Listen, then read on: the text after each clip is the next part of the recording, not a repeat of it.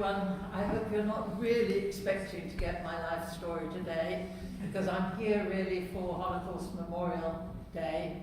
I spoke last week, I spoke on Sunday, and I'm very happy to be here. It's sort of my university, and I'm very proud to have an honorary degree of engineering from Portsmouth. And really to think in terms of where we are with refugees, and the theme for this year's Holocaust Memorial Day is torn from home. And that's really what happened to my family. We were all torn from home, and that's what I'm going to talk about. I'll talk what happened to my Jewish father, Gentile mother, and my sister and I, who were classed by Hitler as crossbreeds. We were all torn from home and came to Britain as exiles from Germany in 1939. And if we consider this century's migrant crisis, our story may serve as a commentary on love and hate. We started off with the four of us living in a nice townhouse in Dortmund near Berlin. My sister Renata was attending school with the children of other bourgeois, prosperous families. We never know what life holds for us. If all had gone according to plan, we would have remained in that comfortable environment forever.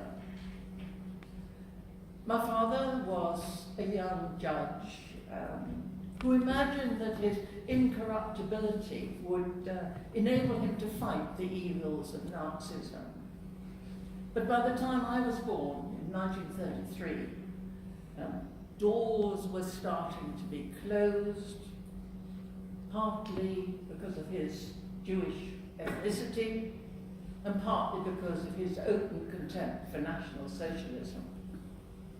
And again, we were forced to move from city to city, and eventually from country to country. I can only remember a couple of them, it was 7.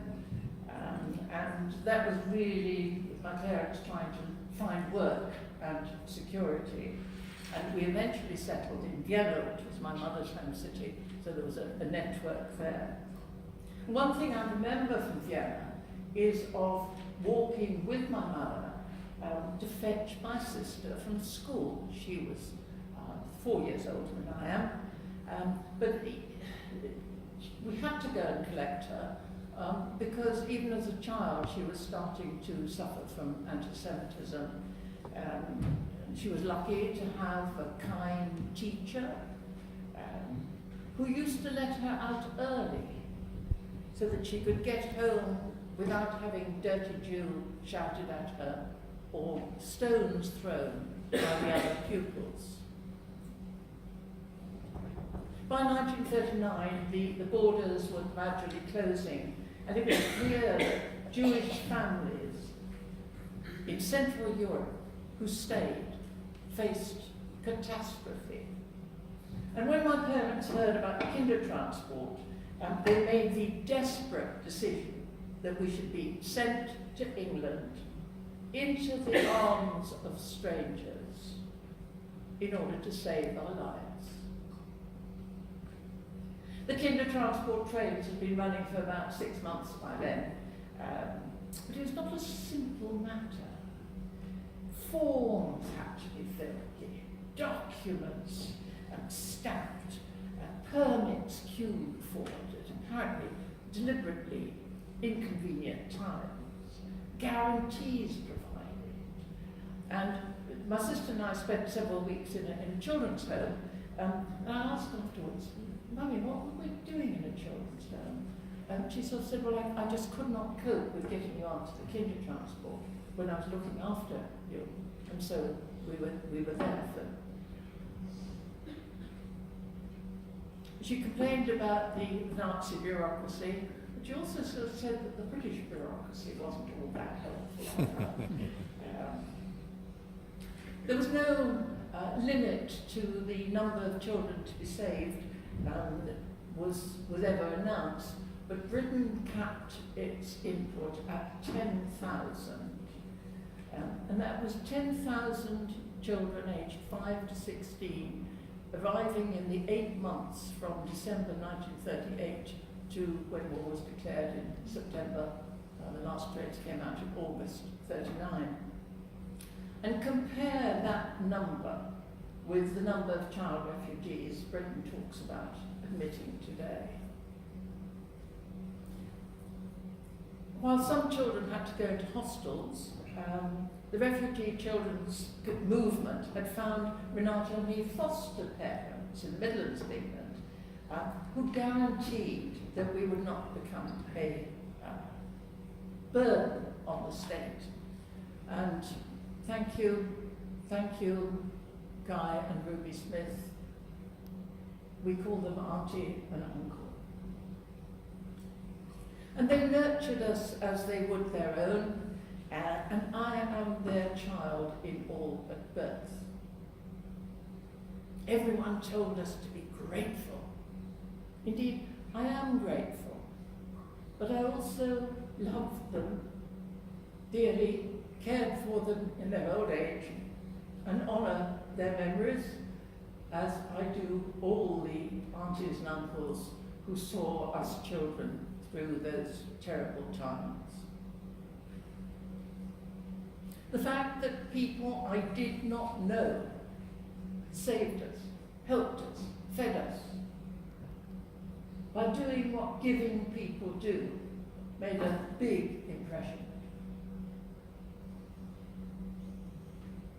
Renata and I left Vienna about 8 weeks before war was declared, and my father had already escaped on foot over the mountains to neutral Switzerland, a bit like the family from Trapp in the Sound of Music.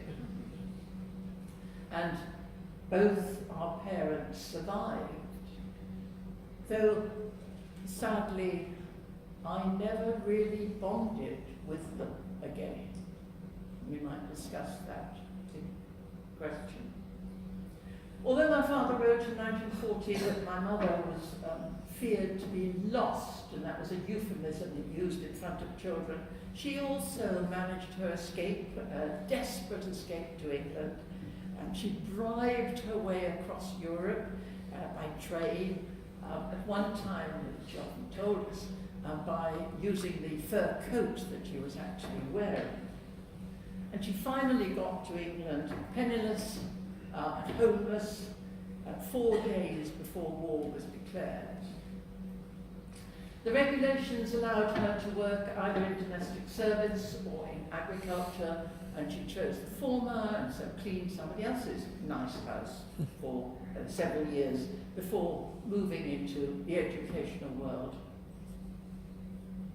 Was my mother happy? I remember her inconsolable tears when something from her past, one of the few things from her past, got broken. And her will asked us to scatter her ashes in the Vienna woods, and that says a lot about how she felt about her long exile. My main memory of that filial visit was of my sister's preoccupation with evaluating the likely roles of the people we saw in the streets who would have been adults when we were children and in such trouble. What were you doing when you were throwing stones at me? Going back to my father, he finished the war in a British Army uniform. And as an adult male German refugee, he had been briefly interned before being deported in June 1940 to Australia. And he went from Liverpool on the transport ship Genera, along with around 2,000 other German Jewish refugees. And they were guarded by soldiers who ran amok, locked the internees below deck. And this was a 58-day voyage. They stole their valuables and threw their luggage overseas. They were bored. And the conditions on that basically grossly overcrowded voyage were so appalling that, to Britain's everlasting credit, Parliament found time in the midst of the war to discuss the scandal. And the official files of that journey were closed for 100 years. Usually it's just 40. So until 2040, we will never really know what happened on that ship. The hell ship, my father called it. And those deportees who survived the journey, 2 died and 50 were hospitalised, then travelled to an internment camp in New South Wales, so in the middle of an inhospitable nowhere that the security fence was almost unnecessary. There was nowhere to go. The inmates made the best of their plight. They printed their own money, developed some remarkable educational and cultural programs, a bit like U3A. And they virtually governed themselves. And it was as if their intellectual horizons were widened by the confined space. My father also told me of the ironic chorus, which you will know the tune, but you'll have to forgive my singing. Lynn is looking at it. But try to imagine their voices, and I'm trying to hear. We're here because we're here. Let me have a glass of water now. This was a chorus that also appeared on their banknotes. We're here because we're here because we're here because we're here. We're here because I think I'll stop. I think that should get a round of applause. I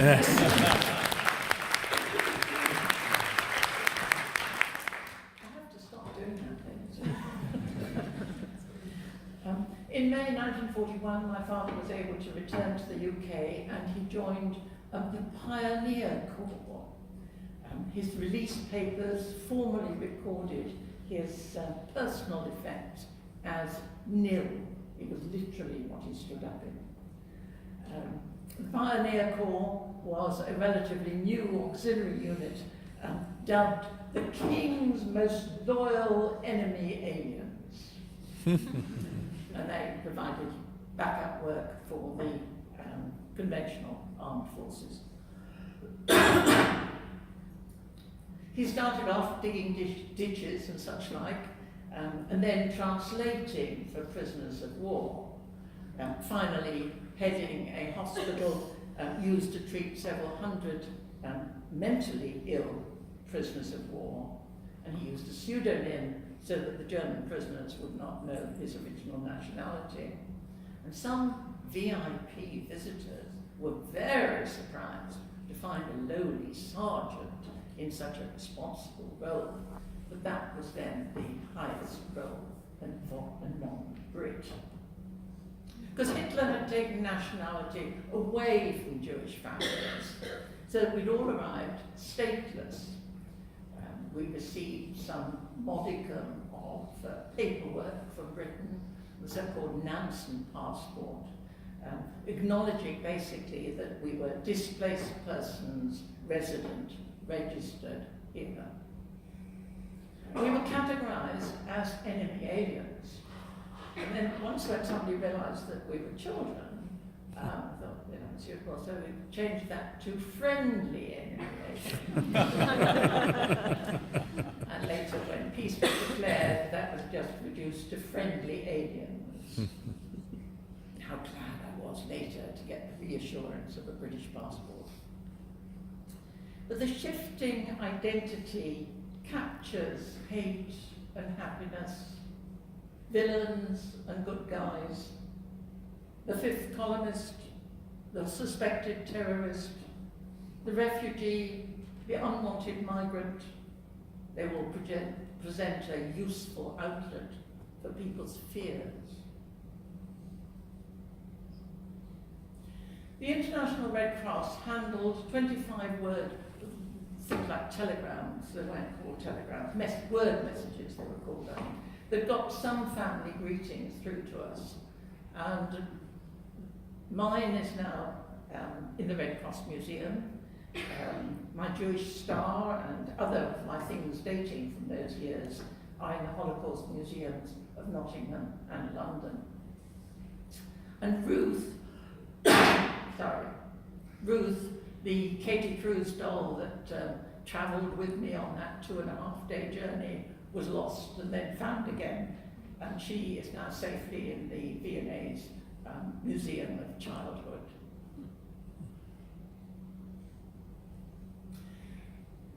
After the war, my parents divorced, and my father returned to Germany more or less immediately. And shortly before the German surrender, he had transferred into the American arm of occupation, which needed educated German speakers to help with the post-war administration of what remained of the country. And I visited him and I saw Germany had completely broken down. The contrast to orderly Britain couldn't have been. It was just nightmarish. There was no money, no gas, no electricity, clean water. The only semblance of civil structure was in the crude military authority of the occupying Allies. And people were living in the cellars of ruined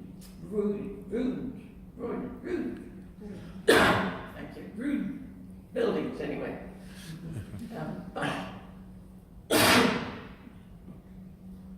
Bartering sex for food to survive, and using cigarettes as currency. Black marketeer, white slaver. There was no warmth in anyone's faces. Most were just blank from hunger and fear. And after 6 years of the most devastating war in human history, this was my first glimpse of its utter dehumanizing horror and destruction. My father was a researcher for the Nuremberg trials, working on the evidence as regards Eichmann and his role in the infamous Wannsee conference at which he determined the final solution for the Jews.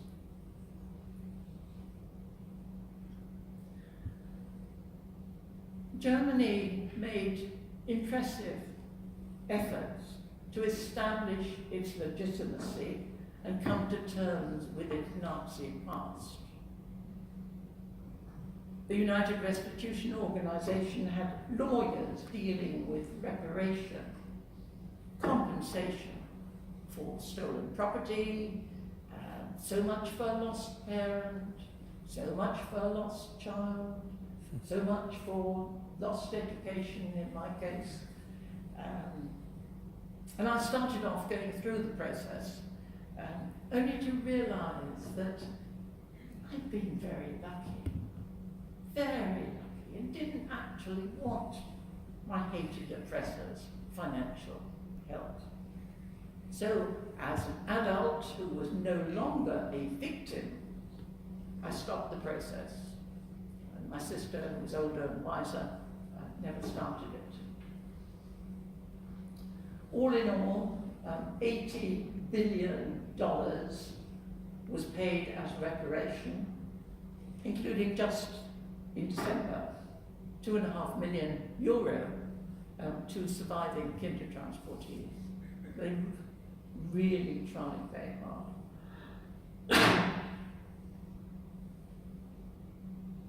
Let me now focus on our shared Kindertransport. I don't know if I have a team first, I'll probably do that.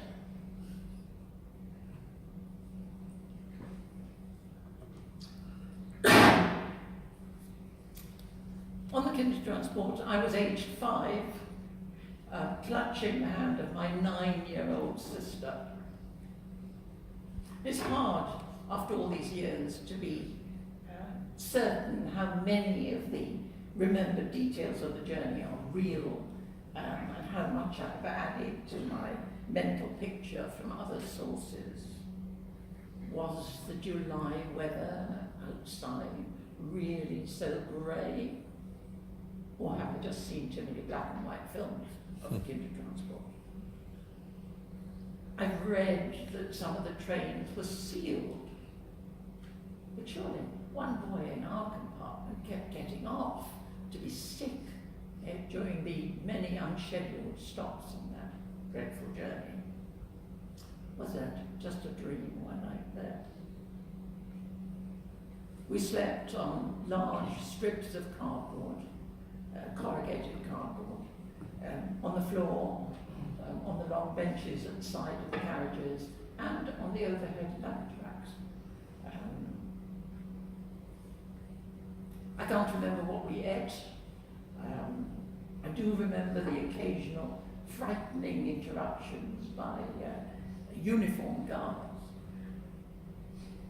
And I recall vividly the cold, oily smell of the sea when we eventually reached the channel at the Hook from Holland, and vaguely remember the nauseous night crossing to Harwich. I doubt if there's much wrong with my recollection that there was scarcely a moment in those 2.5 days of travelling when our miseries were not worsened by the sound of children's crying amidst the confusion. But what about my sense that when we finally arrived at Liverpool Street Station, the platform was silent? It seemed somehow implausible. And perhaps I've merely projected the numbness of my memory onto the past. Nonetheless, that is how my memory has preserved it. We spilled out onto the platform, speechless and wide-eyed, as if in a dream. We had numbered labels around our necks, as if we were lost property. And in a sense, we were.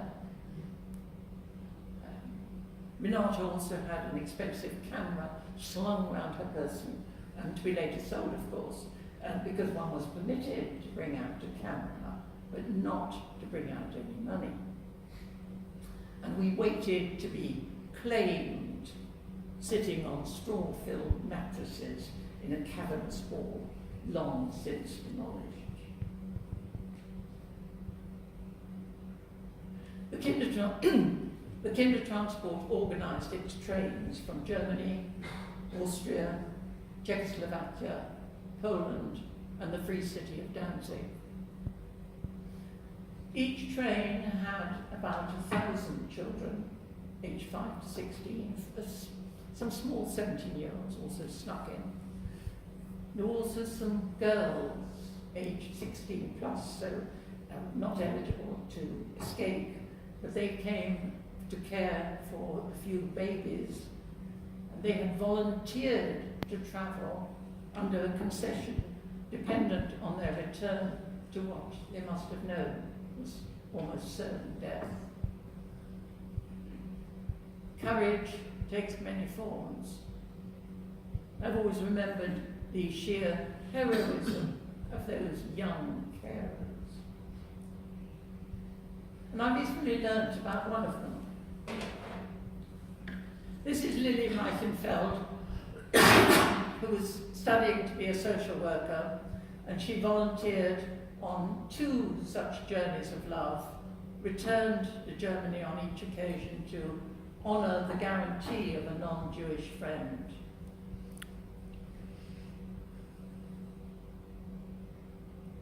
Finished up in a concentration camp, and then oblivion at Auschwitz.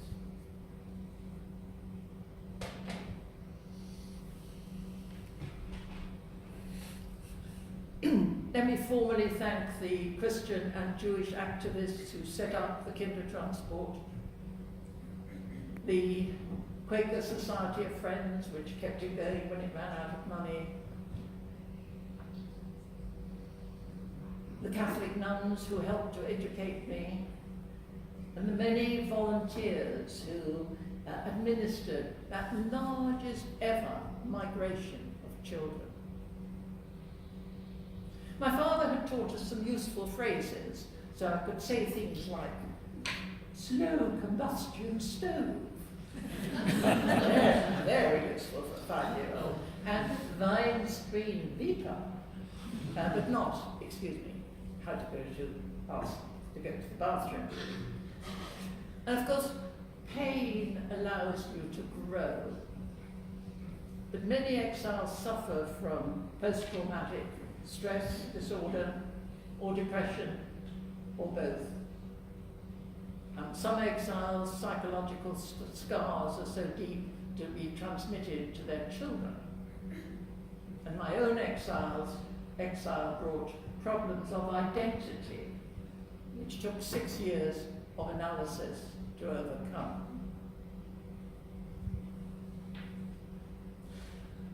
The number of the dead is not the sole measure of the Jewish tragedy.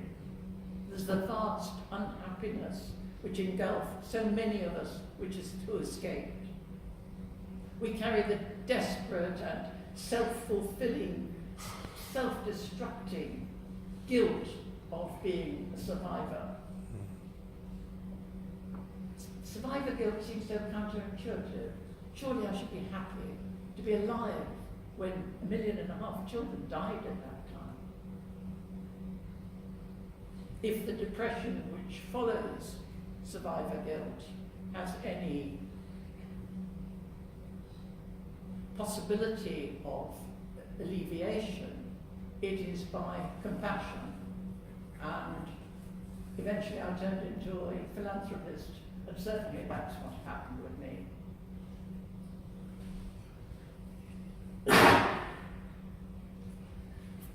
For decades, I'd avoided setting foot on German soil. And then as I matured, realized that it was precisely for people like me to reach out. So I joined the Anglo-German Association in order to help foster healthy links. And that was the prelude to the European movement, which was then directed at avoiding future wars within Europe.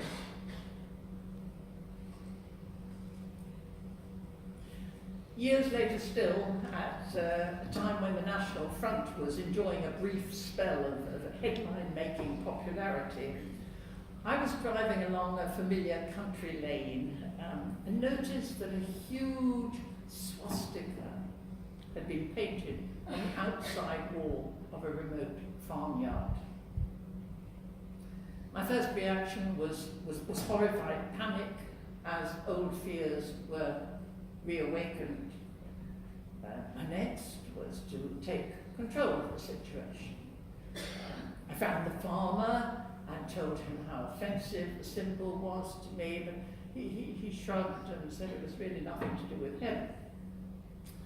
So I went to the local police station and told the story there again, and again they shrugged and said it was nothing to do with them. Finally, I realized that there's only one thing for it. I bought a large tin of paint. Got up at 4 o'clock in the morning without telling my husband so as not to involve him in my delinquency, and simply painted over the offending symbol. We exiles tried hard to fit in. So many things were different. The plumbing, how cold the winter was without central heating. Not duvets, but eider-downs. And they were not dear children to be put out of the window to air, which is what we used to do. The Brits put milk in their tea, eat fish paste sandwiches, other strange foods. Use saucepans rather than cooking pots, write their sentence differently, even knit differently. My sister still knits in the German way. I knit like a true-born English woman. Appearance was another disparity, not racial, but clothes, which Hitler had allowed us to bring out.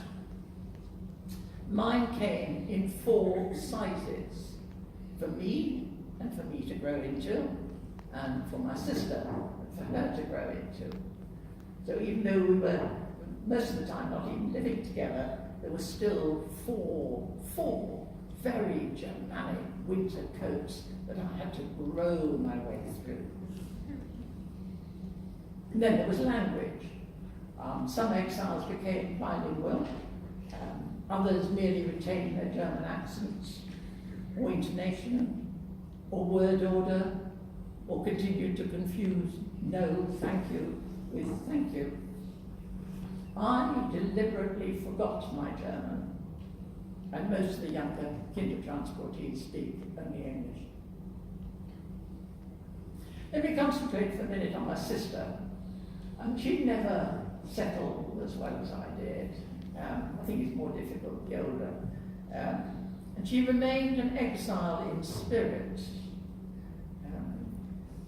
The Home Office got it right that time, and when she was 18, they wrote saying that she was eligible for British citizenship, would she like to apply? And she politely wrote back no. And 3 months later, another letter came, effectively saying the same. You've been to school here. You are eligible for British citizenship. Here are the forms. Would you like to fill them in? And she declined the offer. And then a 3rd letter came, which had a sort of slightly different tone to it, and said that if she did not wish to become British, then by implication she should go back to where she came from, and that she certainly did not wish to do. And what did she do? She upped sticks and took herself off to Australia on a £10 assisted passage. And then, after only 6 months, she applied for Australian citizenship. I've often thought about that. She didn't choose to come to Britain. The exile was done to us children. As an adult, she too had ceased to be a victim and could make things happen to her. She chose Australia, and having re-qualified there, contributed significantly to the childcare practices there, sublimating the trauma of her own childhood by helping children, including many of the boat children, into foster and adoptive families. She married an Australian, adopted a baby girl, and fostered 2 brothers, just as we had been fostered a generation back.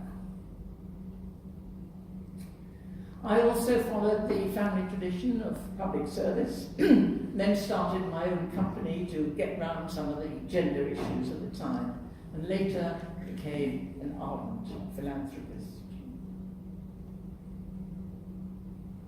Let me try and conclude. It would have been good to be able to say that our family's exile led to a vibrant new dynasty in Britain. Not one of us refreshed the gene pool. My father resettled in the land of his birth. Amazingly, after his round-the-world travels, his dismissal letter, one short paragraph officiously stamped, was found among his papers when he died.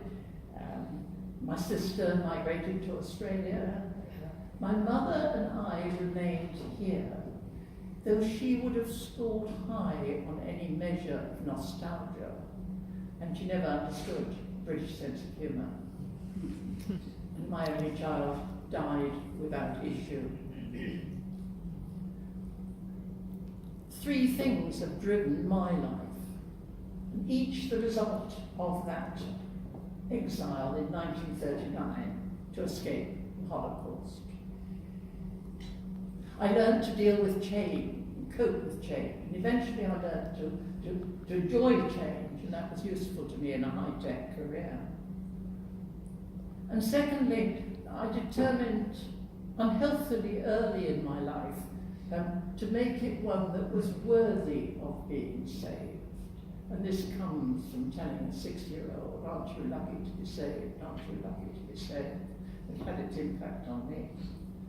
And finally, my love for this country, one of the very few that would take us children in, is with a passion that perhaps only someone who has lost their human rights can feel. Tonight, we still mark Holocaust Memorial Day. We remember the 6 million Jews murdered by the Nazis. Also the genocide in Rwanda 25 years ago. The 40th anniversary of the end of the genocide in Cambodia. We remember Armenia, Bosnia, Darfur. The theme for this year is Torn from Home, and some 75 million people are currently seeking a safe place to call home. 1 million from Myanmar and what used to be Burma. A young refugee recently defined home. What does home mean? He defined it as home is where, when you go there, they have to let you in. That's that.